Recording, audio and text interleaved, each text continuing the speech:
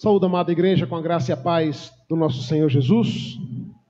Bom é estarmos na casa do Senhor para, com alegria, louvarmos, bendizermos o seu santo nome. Gostaria que você abrisse comigo a sua Bíblia, no Salmo 84. Salmo 84, nós iremos ler e meditar nesta noite, dos versos 1 até o verso 7. Do Salmo 84. Hoje nós iremos dar uma pausa na nossa exposição no Evangelho de Marcos, pois cabe refletirmos acerca da urgente necessidade da comunhão com Deus. E para isso nós iremos ver o que este Salmo tem a nos dizer e a nos ensinar diante disso. Salmo 84, do verso 1 até o verso 6, até o verso 7, perdão, diz assim a palavra do Senhor. Ao mestre de canto, segundo a melodia Os Lagares, salmo dos filhos de Corá. Quão amáveis são os teus tabernáculos, Senhor dos exércitos! A minha alma suspira e desfalece pelos teus átrios. O meu coração e a minha carne exultam no Deus vivo. O pardal encontrou casa e a andorinha ninho para si, onde acolha os seus filhotes. Eu, os teus altares, Senhor dos exércitos, Rei meu e Deus meu. Bem-aventurado o homem cuja força está em ti, em cujo coração se encontram caminhos aplanados, o qual, passando pelo vale árido, faz dele um manancial de bênçãos. O cobre a primeira chuva, vão indo de força em força, cada um deles aparece diante de Deus em Sião. Oremos mais uma vez. Senhor, nós bendizemos e louvamos o teu nome, pela tua palavra, que é rica, viva e eficaz e nos traz tanto ensinamento, Deus. Ó Deus, que por meio dela nós sejamos impactados pelo teu Espírito mesmo, que aplica em nossos corações. Renova as nossas forças, Deus, o nosso ânimo, o nosso vigor, o nosso amor pela tua casa, pela tua obra e pela tua presença, sobretudo. Ó Deus, traz a nossa mente cativa ao Senhor, para que a nossa concentração esteja voltada para ouvir, Deus, o modo como o Senhor fala conosco. Mesmo se tratando de um salmo, de um texto que conhecemos, a tua palavra, Deus, assim como as tuas misericórdias se renovam sempre que nos voltamos para ela. Em nome de Jesus. Amém.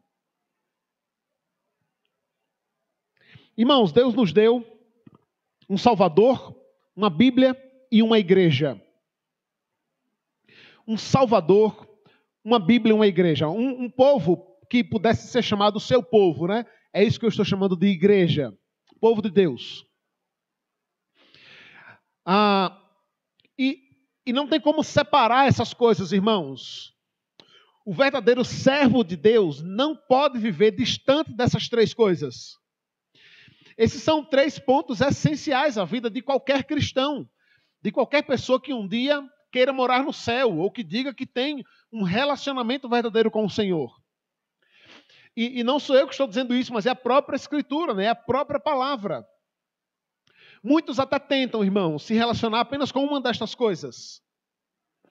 Há quem ache, até com um ar de espiritualidade, né? Que é possível se relacionar apenas com o Salvador, sem ter relação nenhuma com a sua palavra, ou até mesmo com a igreja.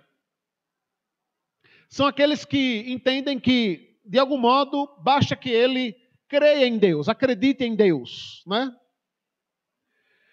Até pouco importando o que Deus registrou na Escritura e na sua palavra, né? São pessoas que têm um relacionamento com Deus apenas religioso ou extremamente religioso. É apenas uma fé, é apenas uma crença, mas não necessariamente ele lê a Bíblia, não necessariamente ele aceita a Bíblia como palavra de Deus que deve ser seguida exatamente do jeito que ele está, né? Ora, a gente vive num país assim, né, irmãos? Cristão. Nós vivemos num país predominantemente cristãos, colocando aí nesse bojo tudo quanto é cristão, né? Evangélicos de toda espécie, católicos, espíritas. Existem religiões, irmãos, de matriz, né? Afro-brasileira, né? Como a Umbanda, por exemplo, cristã. Nós temos aqui em Cidade Dutra uma instituição dessa, né? Então, muitos se dizem cristãos, né? Querem crer em Cristo, crerem de fato que Cristo existe, mas sem relacionamento algum com a Escritura ou com a palavra. Nem muito menos com a igreja, com o corpo de Cristo. É só um auto-engano, irmãos. É só um auto-engano. Cristo olhará para estes e dirá: apartai-vos de mim para o fogo eterno. Eu não vos conheço. Não existe relacionamento nominal com Cristo, irmãos. O fato de você simplesmente, da boca, verbalizar que existe um Deus e que você crê nele, isso não quer dizer muita coisa. Não basta relacionar-se ou achar que é possível relacionar-se apenas com o Salvador. Mas há aqueles que acham que é possível relacionar-se apenas com a Bíblia, né? Apenas com a Escritura. É um indivíduo que ele até lê a Bíblia, ele até conhece porções e passagens da Bíblia. Não, mas eu leio a Bíblia. Eu já conheci relatos de incrédulos, gente que não é crente necessariamente, né? Mas que relata que já leu a Bíblia toda. Irmãos, isso não quer dizer nada. Sem um verdadeiro encontro com Cristo, sem um nascer de novo, para muitos a Bíblia não vai passar de um objeto de estudo. Um livro como outro qualquer. Ela continua sendo a palavra de Deus. Só não é de fato e de verdade para Ele. Não é possível, irmãos, apenas nos relacionarmos com a Escritura, deixando de lado o relacionamento com o próprio Cristo e com o seu povo, com a igreja. Mas há aqueles que pensem também, irmãos, e talvez aqui nos enquadremos muito nisso aqui, há aqueles que entendam que a vida com Deus se resume à relação com a igreja. Se por um lado nós temos muita gente no Brasil hoje achando que para relacionar-se com Deus não precisa de igreja, tem um monte de outra gente na outra ponta da extremidade do erro, achando que está relacionando-se com Deus pelo simples fato de estar aqui. Ou de estar num culto. Ou de estar num lugar desse que é considerado santo. Deus não habita mais em templos feitos por mãos humanas, irmãos. A gente chama isso aqui de templo só como uma forma de dizer, né, de falar. Popular, né? Do linguajar evangélico. Mas isso não é mais templo, né? Não existe mais templo. O templo foi derrubado. O templo somos nós. Casa de Deus, habitação de Deus. Não existe mais altar, né? A gente até chama isso aqui de altar, porque fica estranho chamar de púlpito às vezes, né? Ou perdão, chamar de palanque, né? Mas pode chamar de palanque, de palco. Tanto faz, porque não existe mais altar, né? O véu foi rasgado e agora nós temos comunhão com Deus em qualquer lugar.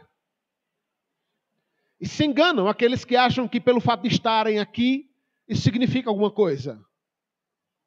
Isso pode não significar nada. Nós prestamos culto a Deus em qualquer lugar. Eu tenho visitado alguns irmãos para prestar Santa Ceia e a gente sempre faz um culto ali. Eu sempre faço questão de dizer que aquilo é um momento de culto. A ceia sempre acontece no momento de culto. E ali a gente canta, a gente ora, a gente prega a palavra, a gente ceia, participa da ceia do Senhor. Com 2 ou 3, numa casa, ao relento, em qualquer lugar. Enganam-se aqueles que acham que a relação com Deus, a comunhão com o Senhor, se resume a um lugar, né? A um local específico. A verdade, irmãos, é que este salmo nos leva à compreensão de que, para que possamos estar em comunhão com Deus, para que possamos viver a a plena e perfeita, dentro desse mundo pecaminoso que nós temos, né?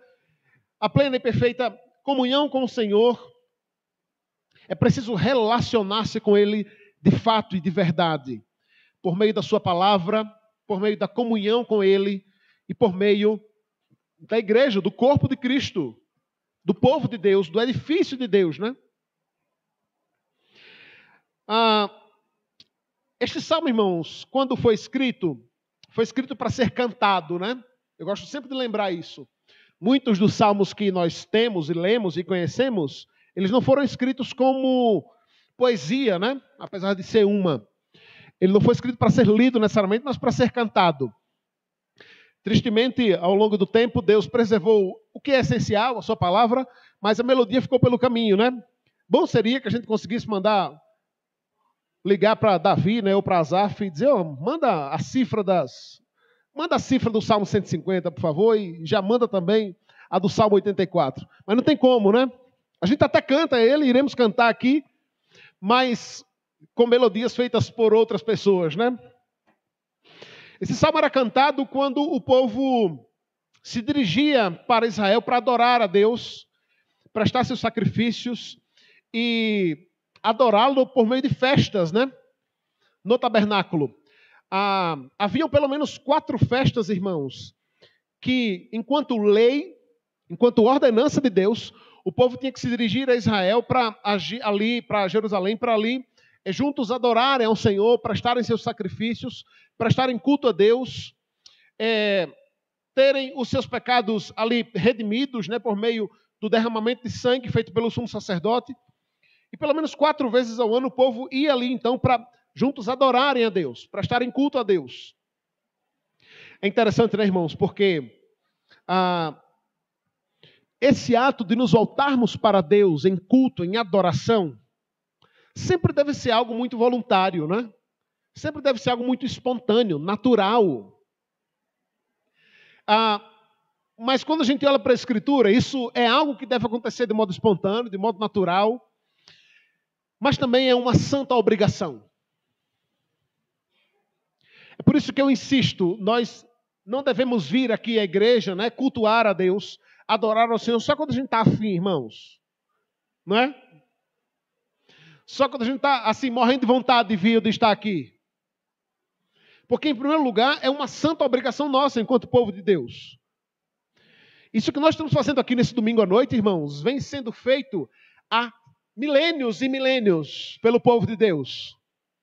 Outrora no sábado e depois no domingo, o povo, uma vez por semana, reúne-se solenemente, formalmente, como povo de Deus, vindo de todos os cantos, como grandes grupamentos de peregrinos, para juntos adorarmos a Deus, bendizermos o nome do Senhor.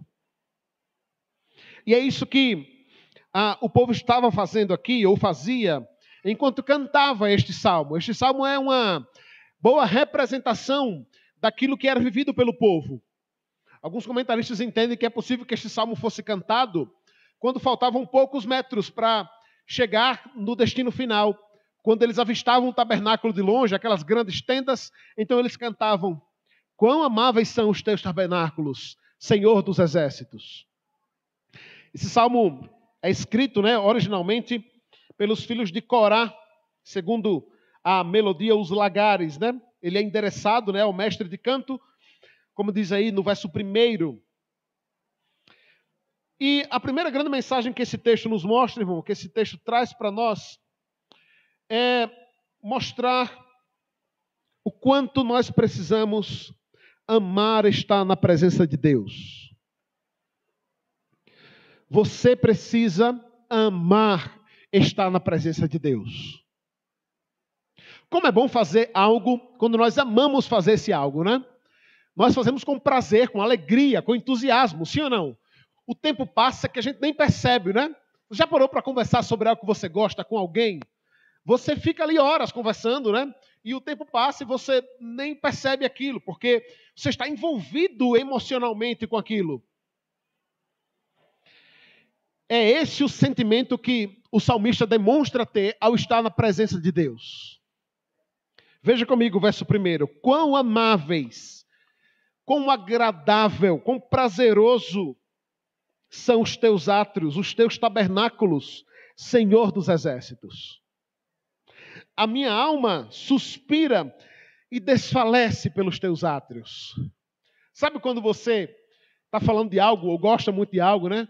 Ou quando você está apaixonado, né? Você chega a respirar fundo assim, né? Chega a faltar ar por alguns instantes, quando você lembra, porque aquilo mexe com você internamente, né? Essa é a ideia aqui do salmista.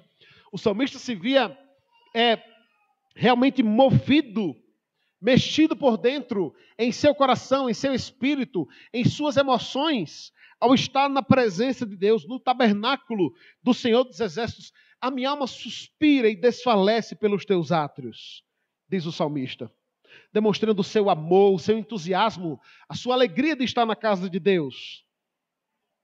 Diz ele ainda no verso 2, o meu coração e a minha carne exultam pelo Deus vivo. A ideia aqui, irmãos, é que o salmista estava sentindo na própria carne, na própria pele, a alegria de estar na presença de Deus. O Salmo 51, que nós lemos na liturgia, no momento de contrição, mostra o salmista Davi profundamente abatido pelo seu pecado, contristado, triste. E os comentaristas entendem que quando ele diz para que dos ossos que foram esmagados pelo próprio Deus, né, os ossos que esmagastes, diz ele, a ideia ali é que ele sentiu na pele, na própria carne, no corpo, a dor de seu pecado, a angústia. Diga-se de passagem, irmãos, é exatamente a dor que sentem indivíduos que passam por um momento de depressão profunda. É muito interessante ver os estudos e artigos que mostram o quanto dores emocionais podem se transformar em dores físicas. Pessoas que, originalmente, né, biologicamente, ela não tem nada no seu corpo, mas ela de fato sentem dores por conta dessa dor emocional gerada pela depressão, por exemplo. Aqui é o contrário. Aqui o salmista está demonstrando que a sua alegria, o seu entusiasmo, o seu vigor de estar na presença de Deus, no tabernáculo de Deus, é tão grande que até o seu coração e a sua carne exultam, se alegram no Deus vivo. Que alegria, irmãos, que alegria demonstrada aqui pelo salmista. Eu consigo quase que vê-lo escrevendo este salmo ou cantando este salmo com regozijo, com um sorriso nos lábios, pulando de alegria. Pelo grandioso e maravilhoso fato de estar na presença de Deus, no tabernáculo do Senhor, diante do Deus vivo. Há quanto tempo eu e você não sentimos essa alegria? Há quanto tempo?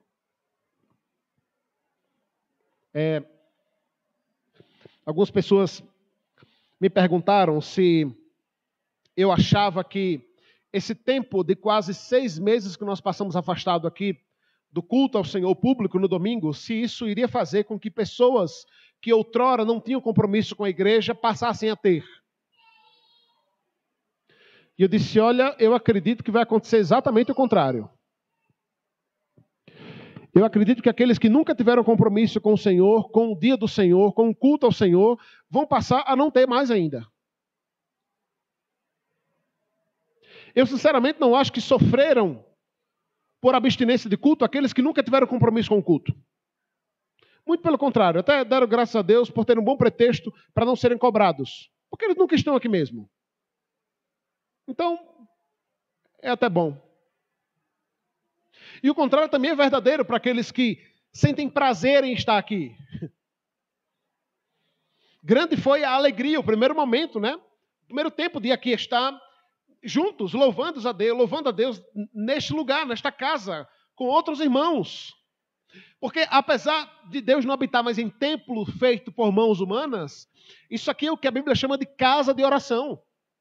É onde nós, enquanto povo de Deus, como rebanho de Deus, nos reunimos nesse grande aprisco aqui, nesse grande curral, e juntos louvamos a Deus, diante dele que é o supremo pastor. E aqui o salmista está demonstrando essa alegria, né? É verdade que, apesar de o tabernáculo ser aberto para ser visitado, cultuado e prestado sacrifícios ali em outros momentos, oficialmente falando, o povo deveria ir ao tabernáculo pelo menos 4 vezes por ano. E aqueles que moravam mais distantes de Jerusalém, obviamente, só iam ao tabernáculo 4 vezes por ano. Pensa aí, você vir na igreja prestar culto apenas 4 vezes no ano. Esse ano foi quase assim, né? Nós passamos quase 6 meses afastados aqui do culto ao Senhor, culto público, com a igreja reunida. O salmista, no verso 3, utiliza um exemplo bem próprio de seu tempo e bem acessível a todos nós também, para demonstrar o seu sentimento de estar na presença do Senhor, no tabernáculo de Deus. Ele compara isso a pássaros que encontram uma casa, um ninho, um lar aconchegante para acolher os seus filhotes. Eu não sei se você já viu isso em programas da TV, mas às vezes eles colocam uma câmera minúscula dentro de um ninho e você consegue ver ali a mãe chegando e alimentando o filhote e acolhendo ela ali debaixo das suas asas ali. Se você parar para pensar e entrar naquela cena, eu já tive vontade de estar ali. Eu disse, rapaz, eu queria ser aquele filhote do passarinho, estar ali naquele lugar. Porque o ninho, né, irmãos? Aqui como o salmista diz, né, o pardal encontrou casa, andorinha, um ninho para si, aonde acolha os seus filhotes. Aponta para essa ideia, irmãos, de que este é um lugar de aconchego. É um lugar seguro. É um lugar onde tem abrigo, onde você está livre dos perigos. E o salmista diz,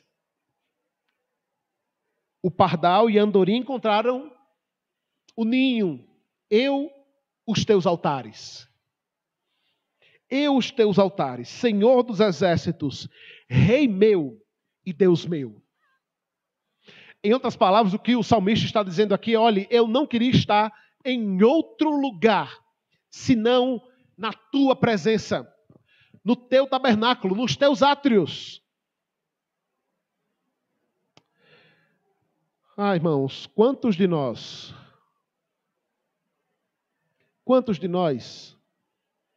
estando aqui num domingo, prestando culto ao Senhor, pode dizer, eu não queria estar em outro lugar senão aqui? Quando não estamos aqui, quantos de nós param para pensar assim, eu não queria estar em outro lugar senão no culto agora, na casa do Senhor, prestando culto a Deus? Sim, irmãos, eu não vou ter uma visão romântica da coisa e achar que isso vai acontecer todo domingo, né? Não vai. Tem dia que você não quer vir, você quer ficar em casa. E não é só com você não, com o pastor também, viu? Ou você acha que todo domingo, tudo que o pastor mais quer está aqui domingo de manhã, domingo à noite, falando e pregando. Às vezes é difícil, irmãos. Umas 2 vezes eu não tive como, liguei para o Flávio de última hora. Flávio, prega lá no meu lugar. O Wellington, prega lá, que hoje não tem jeito não. Nesse mundo, irmãos, as nossas emoções, os nossos sentimentos estão muito passivos de oscilações. A gente sabe disso. Tem dias que a gente quer ficar só, porque a gente não quer ver ninguém, a gente não quer sair da cama. O problema é quando você não lembra o dia em que tudo que você mais queria era estar aqui na presença de Deus e na casa do Senhor. Quando o desânimo, a tristeza, a desmotivação se torna regra e não a exceção, há aí um problema na nossa comunhão com o Senhor, na nossa comunhão com Deus. Pois nós não deveríamos, irmãos, ter outro prazer, outro desejo, senão este de estar na presença de Deus. O Salmo 122, verso 1, diz, alegrei-me quando me disseram, vamos à casa do Senhor. Nós precisamos rogar a Deus que Ele resgate em nós essa alegria de estar na casa de Deus. Esse é o segundo ponto do nosso sermão. Se em primeiro lugar nós precisamos rogar para que Deus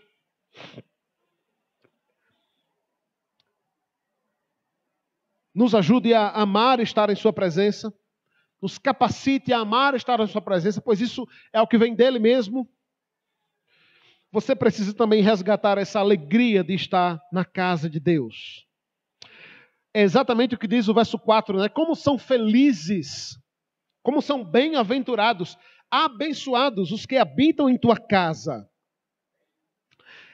O salmista utiliza várias palavras para dizer a mesma coisa, né? Ou ele chama de casa, ou ele chama de tabernáculo, ou ele chama de átrios, mas tudo se resume a esse momento, a esse tempo de comunhão com Deus, esse tempo solene, onde o povo sempre se reuniu.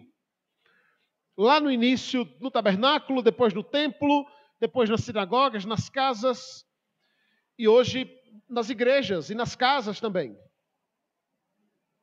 Bem-aventurado é, feliz é, alegre é, abençoado é aquele que habita em tua casa. Louvam-te perpetuamente. Em segundo lugar, você precisa, então, resgatar a alegria de estar na casa de Deus. Mas em terceiro lugar, você precisa continuar no caminho confiando em Deus. Confiando no Senhor. Mesmo em meio às lutas, mesmo em meio às tempestades, às dificuldades, não será fácil, mas você precisa continuar prosseguindo, precisa continuar caminhando, sem jamais retroceder, sem jamais olhar para trás. É verdade que às vezes nós estaremos correndo numa velocidade gigantesca, né? Empolgados pelo momento que estamos vivendo, pelo tempo da vida, pelas bênçãos de Deus. Às vezes estaremos mais lentos, quase que parando, mas precisamos continuar caminhando, prosseguindo. Afinal de contas, a nossa força está no Senhor. Veja comigo o que diz o verso 5. Se por um lado é bem-aventurado esse homem que habita na casa de Deus, como diz o verso 4, o verso 5 diz como é abençoado, como é feliz o homem cuja força está no Senhor, cuja força está em ti.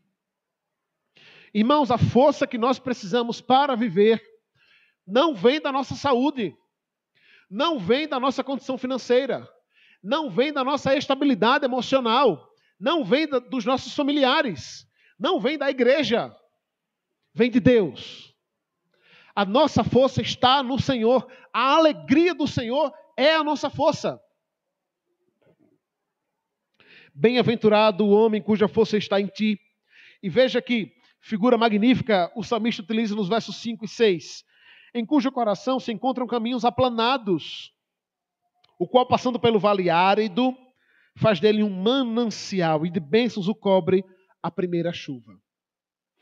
A ilustração, a ideia aqui é o seguinte, irmãos. Os pés do salmista estão num lugar ruim, representado aqui pelo vale árido. Mas o seu coração está num lugar maravilhoso, representado aqui pelo manancial. Você consegue mentalizar essa figura? Na realidade, os seus pés, o seu caminho e a sua vida naquele momento não está nada bem. Ele passa por um vale árido, seco. Um vale árido, irmãos, traz perigos, né? O sol é escaldante, a sede é indescritível.